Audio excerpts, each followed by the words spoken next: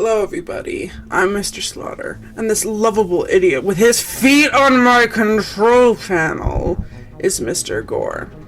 And he is only here because he knows more about some of the lore of the FNAF books and can help point out the references that I miss.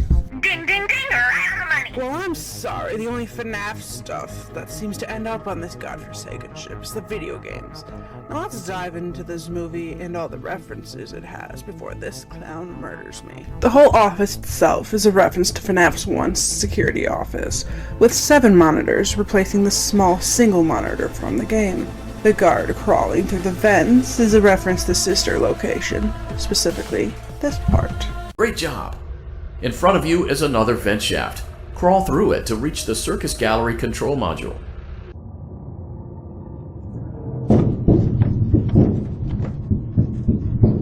Motion trigger. Circus Gallery vent.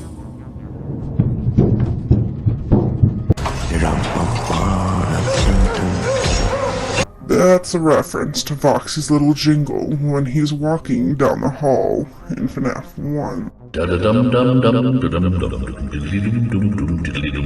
Now, this one's tricky for those of you who've only played the games, so I'm gonna hand this one over to Mr. G.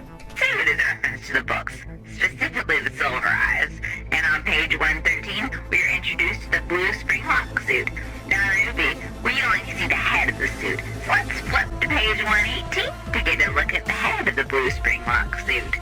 Now, let's look at them side by side. The ear structure is the same, facial structure is the same.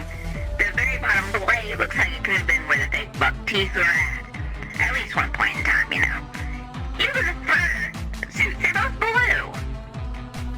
blue. Now, before you all start typing in the comments that the movie mask is clearly a bear, I suggest you hold your comments for a future video where I will explain everything, because this is a reference video, not a theory video.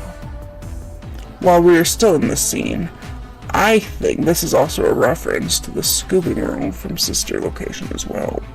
Pictures are a reference to the West Hall from FNAF 1. This drawing made by David is supposed to be this one from the West Wing.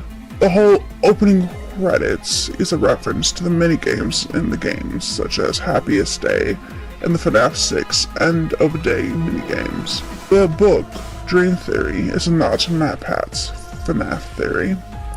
This tiny little rainbow is a reference to Chica's Magic Rainbow from FNAF World.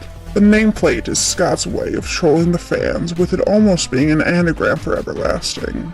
The box on Afton's shelf is a reference to the infamous box from FNAF 4. Look at the spelling words. No dear, I'm not talking about bear, bunny, box, or chick. Because as much as I want to say those are references, they could also be seen as foreshadowing. No, I want y'all to take a closer look at this first column. Second word, puppet. That is a reference to the animatronic puppet from the games.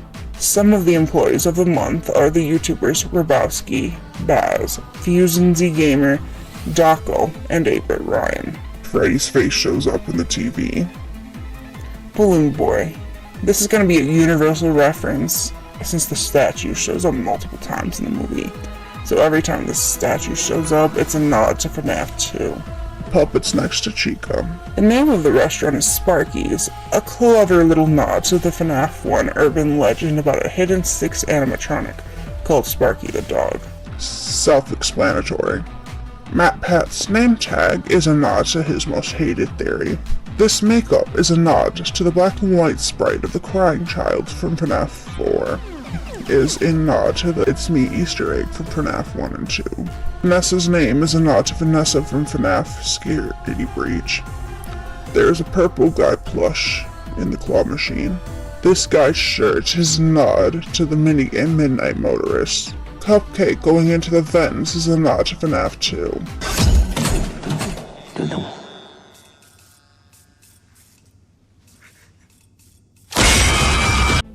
That's a nod to Foxy running down the hall in FNAF 1.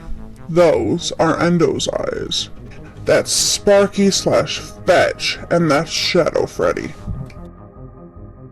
Was that the bite of 87? No, this one is a stretch, but That's a sun and moon clock. I think it's nodding to the sun and moon animatronics from Security Breach and Ruin. A nod to this scene from the Silver Eyes. That lovely animatronic is Ella from Fazbear Frights number 3 and the Silver Eyes. That suit is Golden Freddy. The taxi cab driver is our very own Corey S. Keshin. This is a nod to this from the Silver Eyes. However, I'm finished. Some nice fan service for us Scream fans. It's a nod to this scene from Scream. This is a real-life remake of this scene from the Silver Eyes. And last, but certainly not least, the ending credits song is Five Nights at Freddy's by the band Living Tombstone. Thank y'all for watching, and we'll see y'all in the next video. Won't we dare? Yep, and bye-bye food! The suit is a reference to the books, specifically the Silver Eyes, and on page 113, we are introduced to the spruce.